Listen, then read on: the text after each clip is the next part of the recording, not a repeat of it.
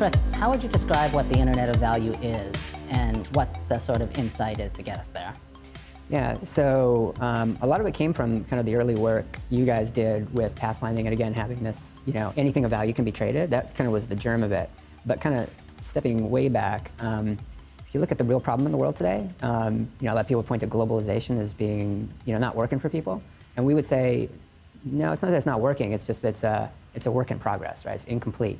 So you can have a real globalization needs interoperability in, three core things, right? Data, goods, shipping, and money. And the problem is it only has interoperability in data, obviously the internet, and shipping since the 50s with the shipping container, which creates interoperability between port to other port, ship to train to truck.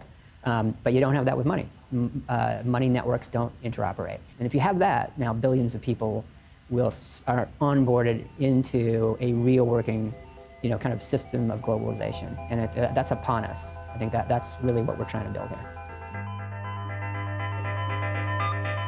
And I think the need is very, very evident now because you have companies that have very, very light infrastructure or none in the areas they serve. If you talk to folks at the Bill and Melinda Gates Foundation who do a ton of work in the financial infrastructure, of the world, the big thing that they're trying to accomplish is to allow people to send as little as 50 cents, somebody in the developing world, if they're really going to be a participant in the global economy. And that's just impossible today, right? I mean, it's really even impossible to send $50 from the US to Europe without it being all chewed up in fees. 50 cents is just not on the table. But in a world now, this kind of Internet of Value, combining things like ILP and XRP, that is absolutely possible. That is, so frictionless and so fast, it completely changes the economics. And then beyond, those billions of people that need to send 50 cents, think about the trillions of devices and code that needs to be able to send, 10,000th of a cent. That is also enabled through what's going on here. So pretty exciting.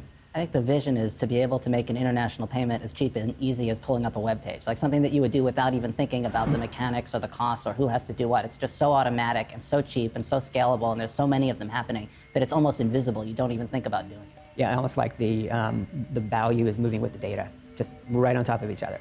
And that is a world that we can have, but not with the infrastructure you have today. You've got kind of an internet world, kind of working with a pre-internet world of money, and those things are not lining up.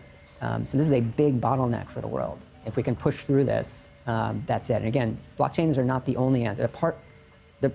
A subset of the solution, but the broader solution combines this kind of value interoperability protocols with a super fast and efficient digital asset, and then with some kind of mechanism for programming how that value moves around.